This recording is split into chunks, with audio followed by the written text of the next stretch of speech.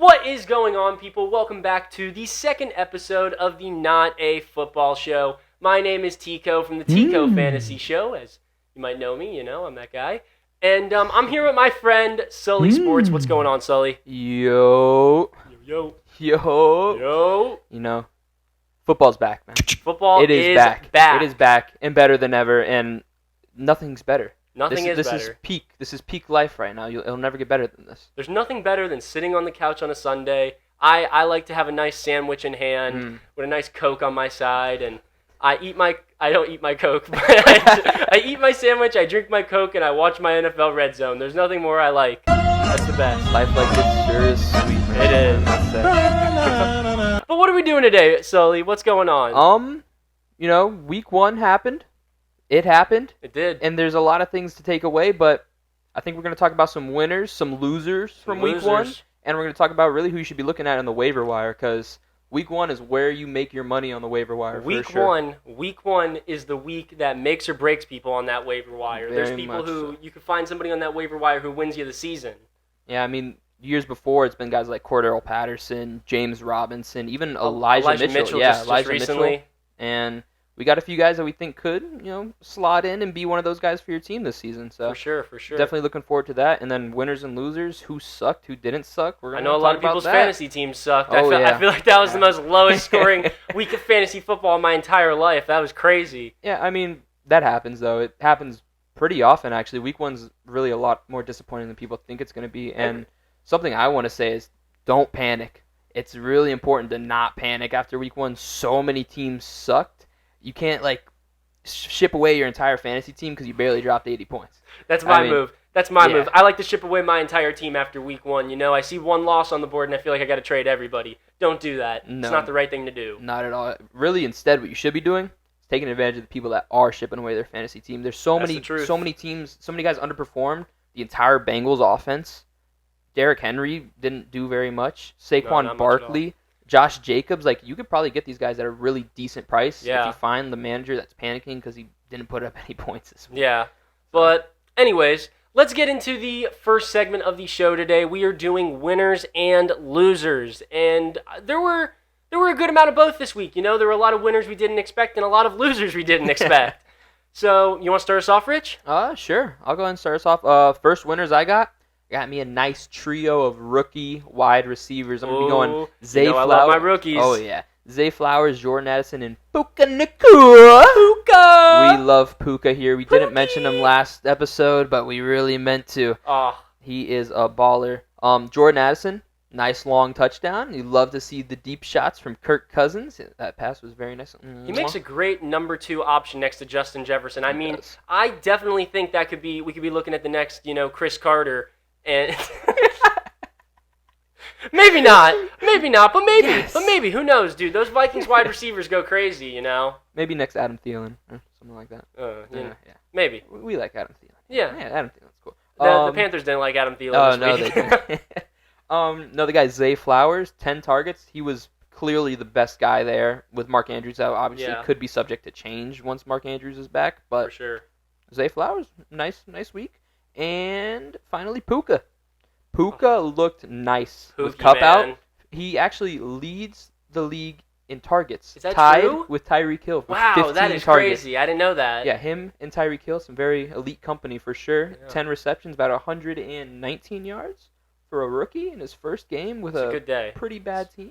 It's a good day. Hey, you could call it a bad team all you want. That Rams team beat the Seahawks, and I was shocked by that. I was sitting there on the couch, dozing in and out of that 4 o'clock nap, and I turned on the TV, saw the Rams win, and I was like, what's going on here? The Seahawks didn't show up for the second half in that game. No, not at all. They actually cost me quite a bit of money. So, well. Yeah. Shout out to the Seahawks. Yes. Geno! Smith. Yeah, he's back to his Jets days, I see. Yeah. Oh, man. Maybe even Giants days at that. Oh, God, don't say that. But my winners, you want to know mine? Oh, do I? So my winners are a little bit different than yours because I kind of picked some team winners. And the number 1 team we got to pick, I'm wearing a Jets jersey, but I ain't a Jets fan. I'm a Dolphins fan. Fins up, baby. You know what's good. Sir. And the Dolphins just looked amazing. I think this is one of the best games we've seen from Tua in probably his career, honestly. I mean, I think that was a career statement game right there. And Tyreek Hill and him and Jalen Waddle, Raheem Mostert. The defense was a little bad in the beginning, but they closed it up and got it done in the end, and I was happy about all that. Yeah, I mean, you got to remember, Tua's playing for some money. He's trying to get paid. He's trying to get that bag. He's trying to get that Joe Burrow money. Producer Kev's got something for us. Speaking of some money, we got Chris Jones reaching an agreement. Don't what? know the money yet, what? Oh. It seems as if Chris Jones has reached an agreement. Well, we knew that was going to happen. I mean, you lose to the Lions and you get a bag. That's the deal. Maybe that's why he sat out. He's like, man, they need me. They need me out there. I think it was one of the greatest business decisions of the year so far, him sitting out. You see him? Did you see him sitting there with his Sopranos? Yeah, I mean, hey, get your money by any means, but... That's crazy, though. Chris Jones, contract, breaking on the Not a Football Show. You heard it here first. Yeah. Even though you're not going to hear it first, but, it broke here first. You got to remember that. But, yeah, I mean, we probably saw Tua's best throws of his career. For sure, the throw where he stepped up in the pocket. Oh, my goodness. That had Theo Ash talking good about him, my God. Yeah, that doesn't happen every day. And, yeah, the Dolphins just look so good. Yeah. Oh, made me happy as a Dolphins fan. I've watched them lose my entire life, and finally, we see something good. Totally no bias. No bias at all. I mean, none at all. And one more thing about the Dolphins.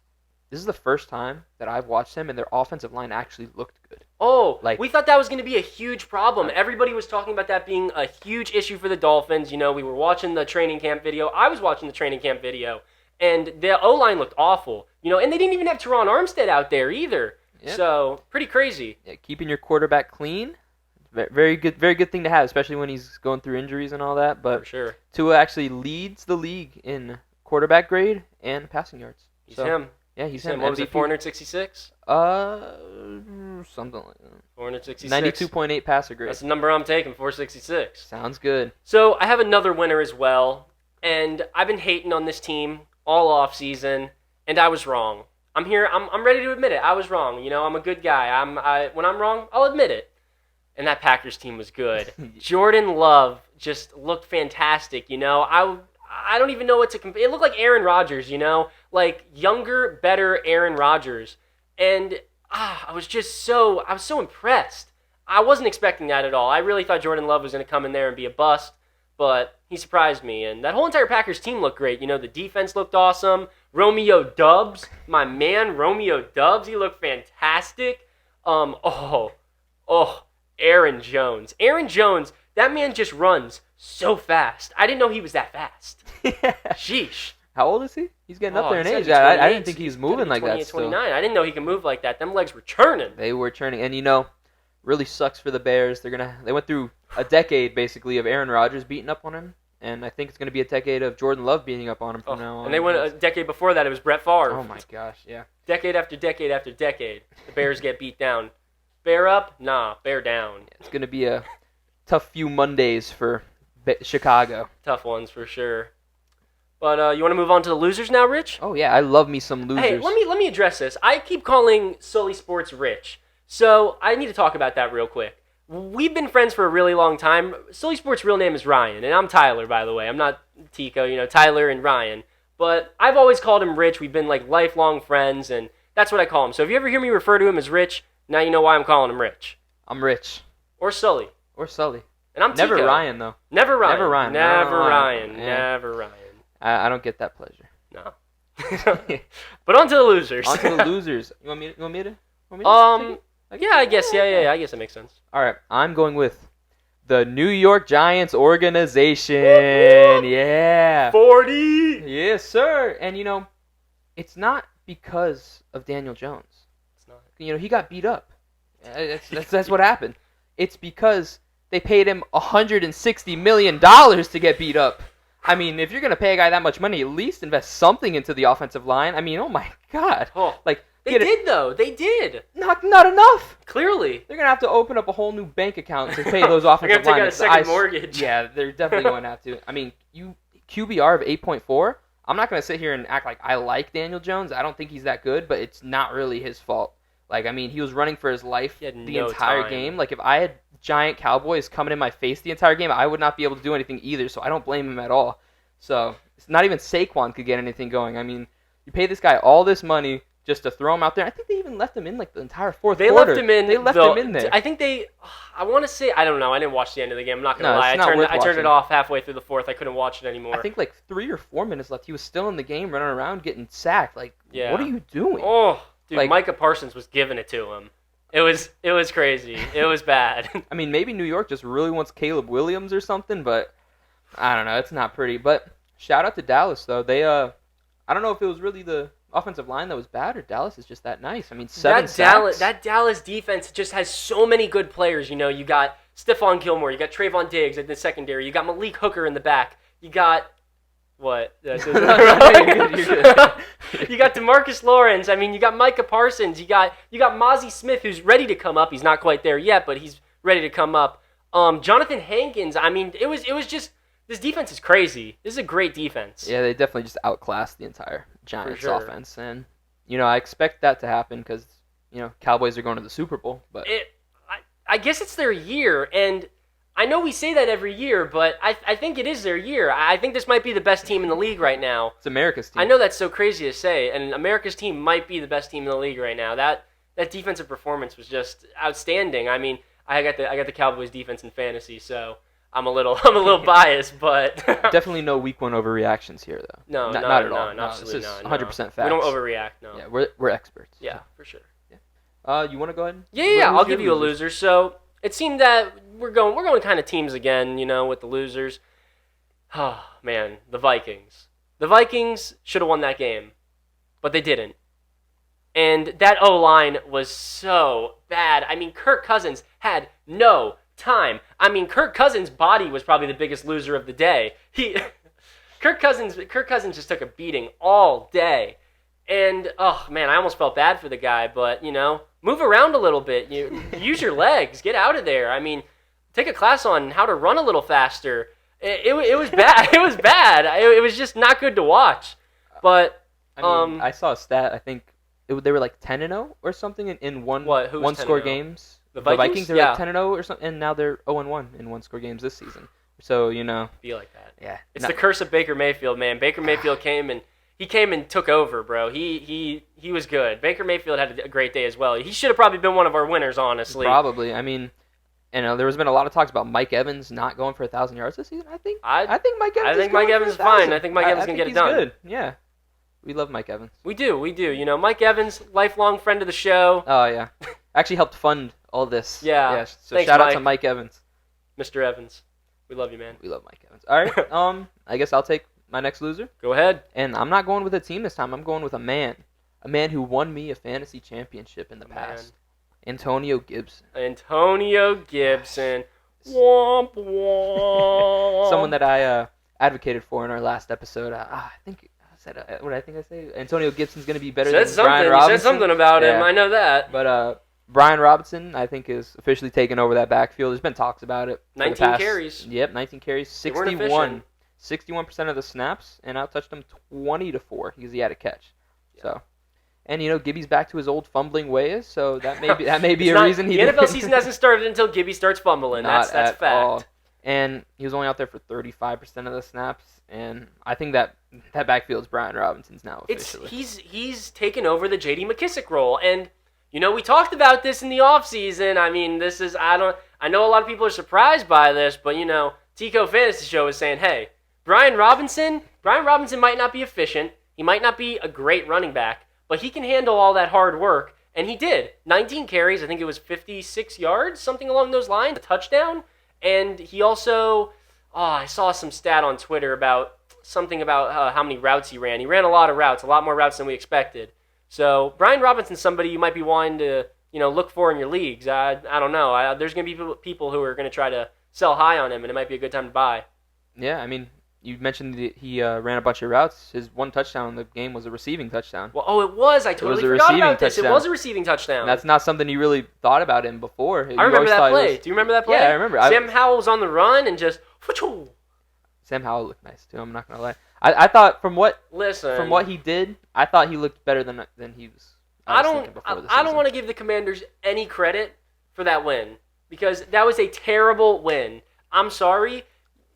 You shouldn't be in a 20. What was the score? 16-20, I think, in the end. Let me 16-20, right? Producer Kev, 16-20? Yes? Okay, 16-20. And it shouldn't be that close of a game. You're playing the Cardinals. I mean, the Cardinals are bad. They could have won that game on the last drive, but, the Cardinals are not going to win the game on the last drive. They're going to give it up. And that's exactly what they did. But that wasn't a pretty win. It was a win, but I'm not giving them any respect for it. Sorry, Commanders. I like Sam Howell. Well, I bet you do. Hey, man. I like Sam Howell, okay? Hey. We all like what we like. And I don't I'm on. So let me talk about my next loser. Let me talk about my next loser. Somebody we were hyping up all off season. I was hyping him up last episode. I went to a game. Oh man, the Steelers looked bad. The Steelers looked awful. I didn't even think they could be that bad. I was betting on them to win. I had money on them. I thought they were going to win. I thought it was going to be an upset, the upset of the weekend. But no. Brock Purdy and the 49ers came in there and shut them down. They didn't even give him a chance. They didn't even let him breathe. Nothing. They had the foot to the pedal the whole entire game, and the Steelers looked awful, terrible. It was awful. I don't even have any other words for it. Might just be the Niners, though. I mean, it could just be the Niners. That's also true. You could give them the benefit of the doubt and say it was just the Niners, but they didn't look good. The Steelers looked unprepared. They didn't look like they were ready to play football that day. And I know we all have bad days, but man, that was a bad game. Yeah, I'm not gonna sit here and act like I was supporting the Steelers at all or saying their praises in the preseason at all, but they did definitely look a lot worse than I thought they were gonna be. Yeah, it was bad, very bad. Not what you want to see from a young quarterback. Especially. Not at all. I like Kenny Pickett. Like I really thought he was gonna take that step. I thought he was gonna come out there. I thought it was gonna be Brock Purdy, like two quarterbacks from the same class. It was going to be a battle to the death. No, it wasn't a battle. I mean, it went to the death, but it was someone died really fast, and oh man, it was awful. Bad. Sorry, Steelers fans. I know that was a tough one for you guys, but better luck next week. Think they got the Browns next week? That should be better. Yeah, I think a little bit. Maybe Deshaun Watson will throw one of those wobbly goober passes again. Monday Night Football too. Oh, that'll be fun to watch. George Pickens is catching one crazy one-handed catch. Yeah, that for a fact. One catch on the game. Take the over on George Pickens' yards. No, it's gonna be one catch, 45 yards. And hey, not gonna get that'll looked be the at. over, not man. gonna get The 39.5 will hit. But yeah, I think that was all the losers and winners. I mean, not all of them, obviously, but those are our biggest winners and losers from the week. And let's go. Let's transition into the next segment here. What are we doing next, Mr. Rich? We're going to be doing the waiver wire. The waiver wire. Okay. So we said this earlier. I'm going to say it once again. Very important here. Week 1 is a huge week for the waiver wire. You need to be getting somebody from the waiver wire. I don't care who it is. I don't care if you're taking... I don't want to spoil any of the names we're going to say, but I don't care who you're taking. You got to go and get somebody from the waiver wire because every single year we see somebody come off from week 1 who ends up becoming a star for your fantasy team that you might not think is a star in the beginning of the year, but they end up becoming a star and they came off the waiver wire. So you got to be crashing the waivers. Yeah, I mean, waiver wire is really where you win your leagues. That's the facts. Like you get a foundation in the draft, but where you win it is in the waiver wire. One good waiver wire or pickup could change your whole entire season. So, you want to go first or me? What are you feeling? I'll take it. I'll take it first. He's taking it first. I'm going to go ahead and say Kyren Williams. Kyren Williams. There was a lot of Rip hype. Cam Akers. Yeah, rest in peace. Hate to see it. But there was a lot of hype, I believe, last season about him, saying that he was going to have a decent workload. Yeah, we saw with Cam quite Akers. a bit of him at the end of the year. It wasn't good, but... No, it wasn't. But this week he outsnapped Cam Akers 65% to 35% of the Really? snaps. That's crazy. You hear that? Yeah, two scores. I think he's really sealed the deal. I don't think Cam Akers is going to be touching Cam Akers him. has scored too, though. I mean, we could be looking at every backfield out here wants to become a running back by committee, and this might just be another running back by committee. And I looked at the efficiency. I don't think it was very pretty for Cam Akers. I think he averaged like 1 point something yards per carry. It was terrible. It was awful. Kyren Williams wasn't that much better. It was like 3 point something, but that's something you got to look at when guys are basically not splitting, but when they're sharing the backfield. The team's gonna end up going with the more efficient guy 9 times out of 10. They have to. So Kyren Williams, more efficient, even outsnapped him. I would really look to see if he's available in your leagues. He might be on a team though. I doubt it. I think. Let me tell you the roster percentage of Kyren Williams. He's only rostered in 10.2% of leagues right now on ESPN. I figured the Cam Akers owner would kind of scoop him up. No, I guess not. I mean, some 10% of owners, they needed to get that handcuff. They knew what they were doing. 10% is the 32-man leagues. Yeah. But But let me give you one of my waiver claims. The guy who should be the number one waiver claim, I think, on everybody's charts. I know you mentioned Kyron Williams as your first guy, but you'd probably take this guy over him. He's on the same team. Probably. Puka Nacua, Pookie Bear, whatever you want to call him. This man is Cooper Kupp. He's going to be Cooper Kupp for the next 4 weeks until Cooper Kupp comes back. 15 targets, 10 receptions, 119 yards. That's a Cooper Kupp stat line. If Cooper Kupp comes back. Oh, man, don't hit me with that, please. Cooper Kupp please, comes back. Stop, no! I mean, yeah. I mean, we mentioned him earlier. We had to. 15 targets, tied with Tyreek Hill.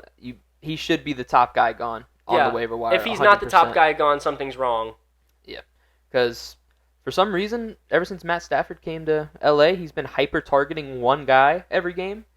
The other game's been Cooper Kupp, and now it seems like Puka Nacua with Cooper Kupp out. There's also nobody else for him to hyper-target. I mean, he threw that thing. He threw a ball to Van Jefferson, hit him right in the hands, and he said, and dropped it. Couldn't catch it. Come on, Van Jefferson. What are you doing, bro? Be better. Be better. I was hyping up Van Jefferson last episode. I've been hyping up Van Jefferson since he entered the league, but he decides to let me down every single time, so I've given up on him. We're officially moving on to the Pookie Nakuki train.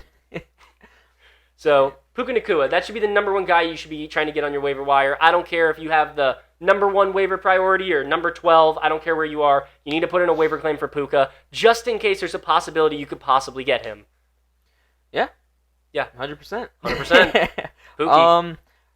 That was my other guy I want to talk about for a pickup, but I have some guys that I want to avoid. Oh, I stole one from you? Yeah, I mean, it's fine. I'm going to steal these ones from you because I know you wanted to talk about them too. Oh, boy. He's going to steal them. I'm going to say avoid that Ravens backfield.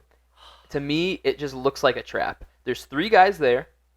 Justice Hill, Melvin Gordon now, and Gus Edwards. I don't like any of them more than the other one. That's the issue here. There should be one guy that you look at and you're like, I think he's going to take it over. I think he's going to be the number one guy there. I look at all 3 of them. Justice Hill scored, twice last game? I believe it was 2 for Justice Hill, yes. Yeah, Gus Edwards ran a 2-point conversion in, and now Melvin Gordon's getting hype from Harbaugh.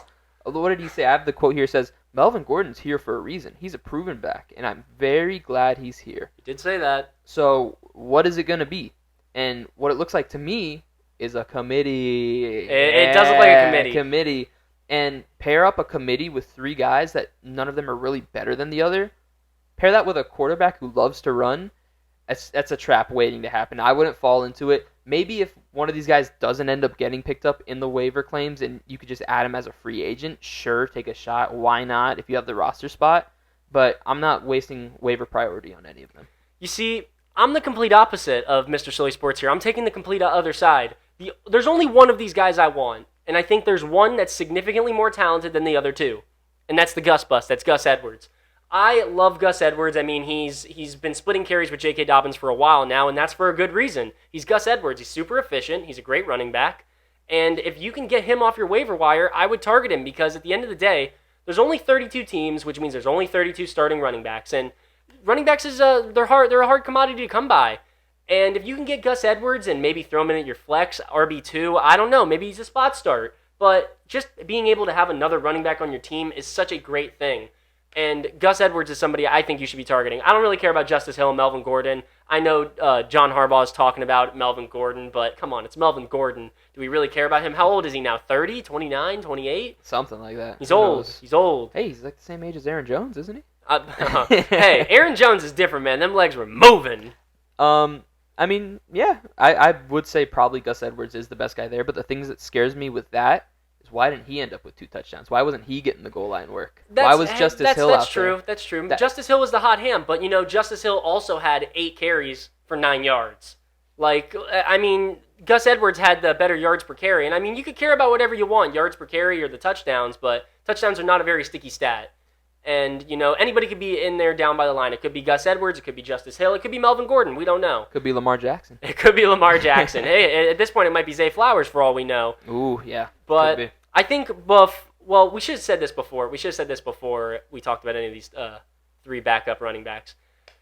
Man, what happened to J.K. Dobbins is so disappointing, so sad. It's terrible. It really is. And, man, the running backs in this world just continue to get messed up and screwed over every single time. And this is just another example of that. It's actually terrible how these running backs are being treated. And this is probably the end of J.K. Dobbins. This is probably it. I mean, you're coming off a torn ACL. He's been hurt his entire career, and now you tear your Achilles. I mean, it's not looking good for J.K. Dobbins, and we really feel bad for the guy. So we're sending him our best wishes. Yeah.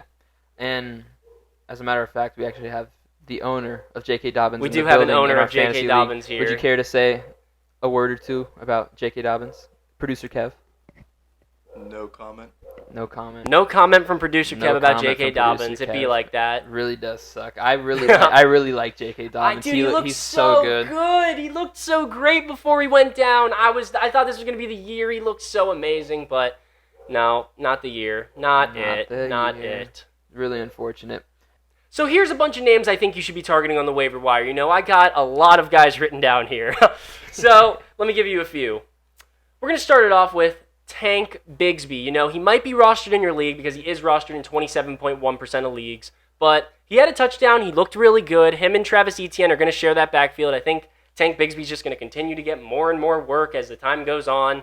And Tank Bigsby, what, you got something to say about Tank Bigsby? I do. Didn't he drop a pass that led to an interception and then also fumbled? Tank Bigsby made a couple mistakes, but that doesn't mean he's not going to be more involved. He still got a touchdown after that happened, and we're still loving Tank Bigsby out here. Okay. Another name you need to look at is Kenneth Gainwell. He's being rostered in 21.5% of leagues. And, you know, we thought it was going to be DeAndre Swift. We thought it was going to be Rashad Penny. We thought it might be Boston Scott, but no.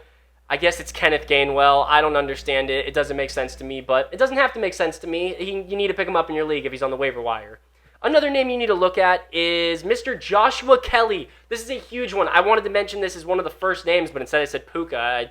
I felt like saying Puka, but Joshua Kelly is somebody you need to be targeting. 16 carries, I think, for 91 yards and a touchdown. He shared this backfield almost right down the middle with Austin Eckler. He obviously didn't get all the receiving work, but he shared this backfield with Austin Eckler, and he's somebody you need to be targeting. He's probably going to be my number 2 guy right behind Puka to be targeting this week is Joshua Kelly. He ran really well, too. I don't know if it was that Miami defensive line just not playing very well, but he looked like a beast out there. Like, he did. He was rumbling, stumbling, and getting yards like crazy. He was running hard, man. He looked fantastic. I was very proud of the guy, you know. It's been a lot of years since Joshua Kelly's been good. We've been waiting for him to break out for a very long time, and it's good to see that something finally happened. Another name you need to be looking out for is Jacoby Myers. Right now, he is in concussion protocol. He's being rostered in 78.9% of leagues, so he's probably not available in your league, but he might be. There might be a chance, and he got so many targets. I think it was... I'm not quite sure what it was, but he got a lot of targets. He led the team in targets. I think it was a 39% target share or something. And Jimmy Garoppolo likes throwing it underneath to that guy short. Devontae Adams isn't going to be getting as much work anymore because, you know, Devontae Adams likes the deep balls and stuff. And, you know, Jimmy Garoppolo doesn't like throwing the deep ball. That's how it goes, you know? Yeah, Jacoby Myers looked really good. He went from not catching touchdowns at all in New England to catching them week 1. Did he catch 1 or 2? I have no idea. I know he had a touchdown. I know he had at least 1. It might have been 2. I'm not quite sure. But he looked really good, and that team paid him for a reason. You know, they brought him in, and they brought him in for a reason. Especially in a full PPR league, definitely look for Jacoby full PPR. Myers. He's somebody you're going to want. He can dominate.